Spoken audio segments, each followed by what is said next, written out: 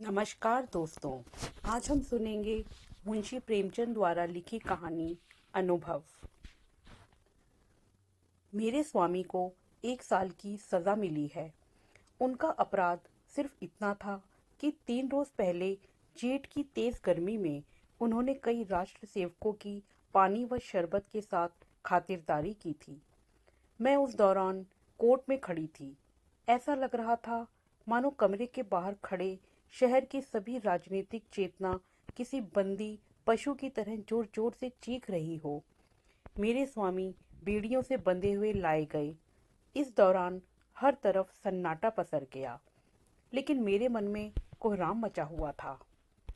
क्रोध का आवेश मन ही मन फूटकर बाहर आना चाह रहा था।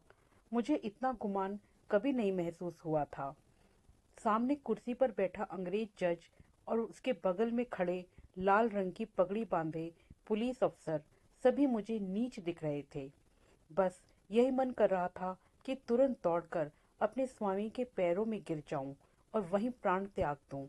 कभी शांत, कभी चंचल, तो कभी आत्मसम्मान से भरी मूर्ति सी दिख रही थी मैं। मेरे मुख पर किसी तरह का अफसोस या ग्लानि नहीं झलक रही थी।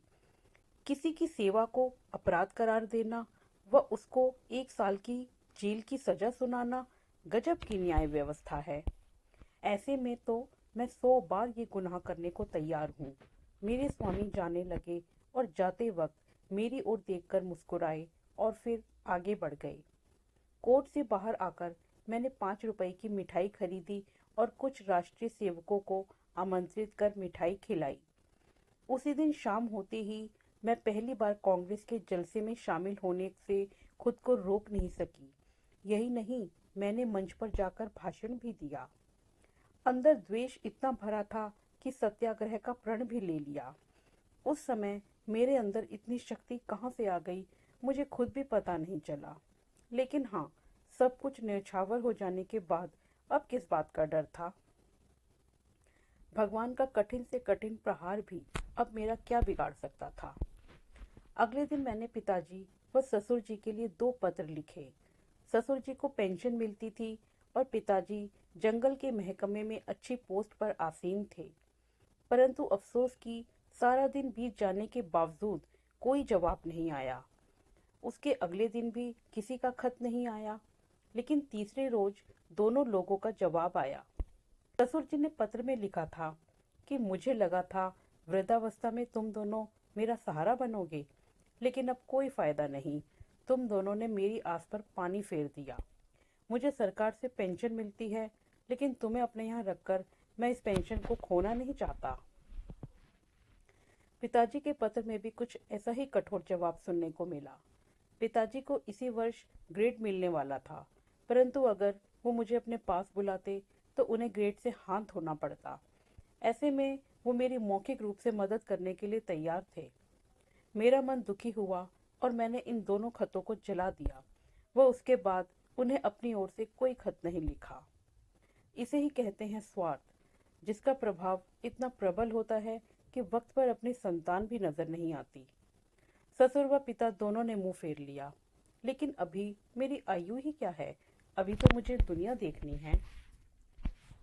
इतने में किसी ने बाहर मेरे दरवाजे की कुंडी खटखटाते हुए मुझे आवाज दी। मैं सहम गई, मेरे रोंगटे खड़े हो गए। मैं दरवाजे पर कान लगाकर सुनने की कोशिश कर रही थी कि कहीं वो बदमाश तो नहीं। फिर मैंने कठोर आवाज में कहा, कौन है, क्या काम है। बाबू ज्ञानचंद की आवाज सुनकर मैं थोड़ी शांत हुई। ये मेरे स्वामी के सबसे अच्छे मित्र हैं। उनके साथ एक महिला भी आई थी, वह उनकी पत्नी थी। पहली बार वो मेरे घर आईं। मैंने उन्हें आदर भाव से प्रणाम कर अंदर बुलाया। ये दोनों ऊपर आकर बैठे। वह बेहद ही दरियादिली से मुझे सांत्वना देने लगे। उनकी पत्नी के विचार देखकर मुझे ये समझ आ गया कि वो एक सशक्त महिला हैं। उनके चेहरे से ही उनकी प्रतिभा झलक रही थी। दोहरी कदकाठी के साथ चेहरे पर रौब व जेवरों से लदी किसी महारानी से कम नहीं लग रही थी। खास बात तो ये थी कि बाहर से वो जितनी ही कठोर दिख रही थी, अंदर से उतनी ही करुणा से भरी हुई थी। उनसे बातचीत शुरू हुई। ज्ञान जी की पत्नी ने कहा, क्या घर पर किसी को खत लिखा? मैंने कहा, हाँ। ज्ञान जी की पत्नी ने कहा, कोई घर से लेने आ रहा है? नहीं, पिताजी व ससुर जी में से कोई मुझे अपने साथ रखने को तैयार नहीं है। तो फिर आगे क्या करने का सोचा है? फिलहाल के लिए तो यहीं पर हूँ। ज्ञान जी की पत्नी ने कहा, हम लोगों के साथ हमारे घर क्यों नहीं चल रही हो? अकेले मैं तुम्हें यहाँ नहीं रहने दूंगी। इस दौरान खुफिया के दूत घर के बाहर डटे हुए थे। मुझे आशंका हो गई थी कि ये खुफिया के दूत ही होंगे। ज्ञान जी ने अपनी पत्नी की ओर देखा और पूछा, मैं तांगा ले आऊं? ज्ञान जी की पत्नी ने इशारे में ही आज्ञा दे दी। ज्ञान जी तुरंत द्वार की तरफ चले। तभी ज्ञान जी की पत्नी ने बोला, रुको, कितने तांगे लेकर आओगे? ज्ञान जी घबराकर बोले, कितने? हाँ, कितने? एक तांगे पर सिर्फ 3 लोग ही बैठ सकते हैं। बाकी के सामान, बिस्तर, बर्तन, वो सब कैसे जाएंगे? फिर 2 ले आऊं? ज्ञान जी बोले। एक तांगे पर कितना सामान जाएगा? ज्ञान जी ने कहा, फिर ठीक है, 3 ले आता हूँ।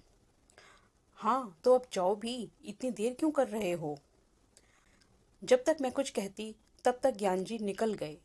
मैंने संकुचते हुए उनकी पत्नी से कहा, मेरे आने से आपको तकलीफ होगी।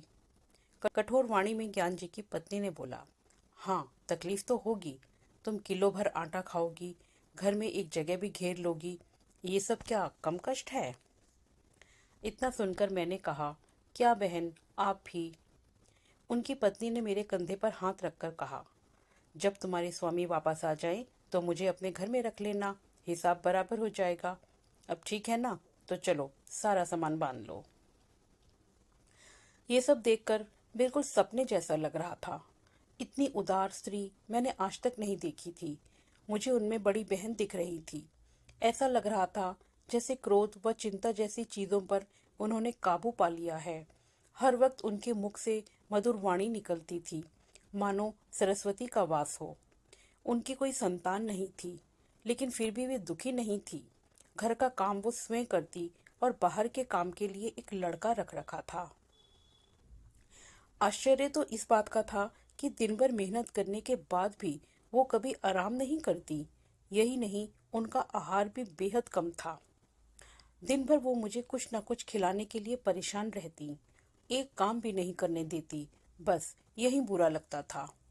मगर इनके घर कैसे एक सप्ताह गुजर गया पता ही नहीं चला। तभी मुझे एक दिन वो दूत यहाँ दिखाई दिए। उन्हें यहाँ देख मैं घबरा गई। मैंने सोचा ये मेरे पीछे यहाँ तक आ गए। तभी उन्होंने कहा कि कुत्ते हैं, भौंकने के अलावा कुछ नहीं कर सकते। मैं मन ही मन चिंतित थी। मैंने बोला, कुत्ते हैं तो काट भी तो सकते हैं। ज्ञान जी की पत्नी ने कहा, तो क्या इनके डर से भागना नहीं चाहिए? मैं बार बार उनके बारे में सोचती। छज्जे से जाकर देखती तो वो बाहर नजर आते थे। हाथ धोकर ये मेरे पीछे ही पड़ गए थे। मन ही मन सोचती कि मैं इनका क्या बिगाड़ सकती हूँ। आखिर मैं हूँ ही क्या? क्या ये नहीं चाहते कि मैं यहाँ रहूँ? पर ऐसा कर उन्हें क्या हासिल होगा? ये सब सोचते हुए एक और सप्ताह बीत गया। उन दोनों दूतों ने अपना डेरा वहीं जमा लिया था। ऐसे में मैं और ज्यादा बेचैन थी। किसी से कुछ कह भी नहीं सकती थी। एक रोज संध्या के वक्त ज्ञान जी घर आए। घबराए हुए नजर आ रहे थे। मैं बरामदे में बैठी सब्जी काट रही थी। ज्ञान जी सबसे पहले कमरे में गए और अपनी पत्नी को बुलाया। उनकी पत्नी ने कहा, अरे, अचानक से क्या हो गया? पहले हाथ मुंह धो लो, कपड़े बदल लो, कुछ खाओ, तब आराम से बैठकर बात करते हैं। उन्होंने पत्नी से बात करने के लिए दोबारा आग्रह करते हुए कहा, तुम क्यों नहीं समझ रही? मेरी जान पर बनाई है। फिर भी ज्ञान जी की पत्नी ने वहीं बैठे हुए कहा कि बात क्या है, बताते क्यों नहीं? ज्ञान जी ने कहा, पहले इधर आओ। इतने में मैं खुद वहां से दूर जाने लगी। तभी ज्ञान जी की पत्नी ने मुझे हाथ पकड़कर रोक लिया। मैं कोशिश करके भी उनसे हाथ नहीं छुड़ा पाई।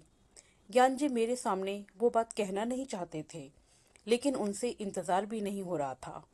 उन्होंने तुरंत कहा, आज मेरे व प्रधानाचार्य के बीच झगड़ा हो गया। पत्नी ने बड़े ही बनावटी शब्दों में कहा, क्या सच में? तब तो तुमने उन्हें खूब पीटा होगा।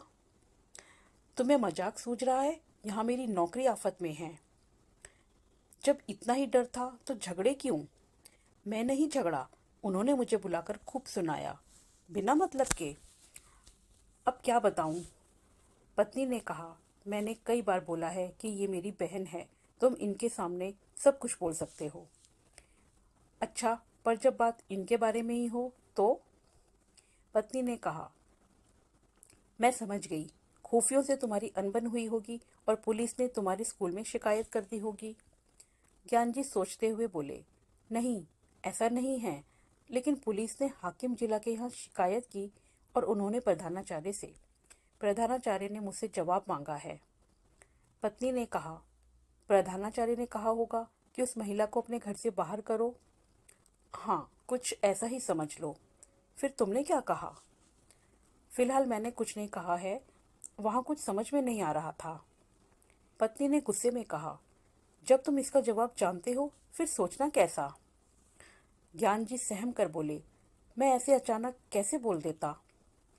पत्नी गुस्से में बोली, जाओ, अभी जाकर अपने प्रधानाचार्य से कहो कि मैं उसे नहीं निकाल सकता, और अगर ना माने तो नौकरी से इस्तीफा देकर घर आना। अभी तुरंत जाओ। मैं अपने आंसू नहीं रोक पाई। रोते हुए मैंने कहा, बहन, ये सब क्यों? ज्ञान जी की पत्नी ने मुझे डांटा और कहा, तुम बिल्कुल चुप रहो, नहीं तो कान पकड़ लूंगी। तुम क्यों बीच में बोलती हो? हम जब भी रहेंगे तो एक साथ ही रहेंगे, अगर जिएंगे तो साथ, मरेंगे तो भी साथ। पत्नी को सुनाते हुए बोली, इनकी आधी उम्र बीत गई लेकिन इन्होंने कुछ नहीं सीखा। अब खड़े क्यों हो? तुम्हें बोलने में डर लग रहा है तो जाकर मैं खुद कह दूं? ज्ञान जी ने गुस्सा होकर कहा, कल जाकर बोल दूंगा, इस समय पता नहीं वो होगा भी या नहीं। इधर पूरी रात मैं सो नहीं पाई। पिताजी व ससुर जी, जिसे दोनों ने ठुकरा दिया हो, उस दासी को इन्होंने इतनी इज्जत दी। ज्ञान जी की पत्नी सच में किसी देवी से कम नहीं है। अगले दिन ज्ञान जी निकल रहे थे, तभी पत्नी ने कहा, जवाब देकर आना। ज्ञान जी के जाने के बाद मैंने कहा, बहन, तुम ये सही नहीं कर रही हो। मुझे ये बर्दाश्त नहीं हो रहा कि मेरी वजह से तुम्हारे परिवार परेशानी में आए। ज्ञान जी की पत्नी ने हंसते हुए कहा, हो गया या और कुछ बोलना है? ज्ञान जी की पत्नी ने पूछा कि अच्छा, ये बता कि तुम्हारे स्वामी आज जेल की सजा क्यों काट रहे हैं? बस इसलिए क्योंकि वो राष्ट्रीय सेवकों की सेवा कर रहे थे? आखिर राष्ट्र की सेवा करने वाले वो लोग कौन हैं? ये हमारे लिए क्यों संघर्ष कर रहे हैं? इनका भी तो परिवार होगा, कारोबार होगा, पर ये सब त्याग कर वो हमारे लिए लड़ रहे हैं। ऐसे लोगों की सेवा कर जेल जाने वाले तुम्हारे पति किसी वीर से कम नहीं हैं। ऐसे वीर की पत्नी के दर्शन मात्र से ही आत्मा तृप्त हो जाएगी।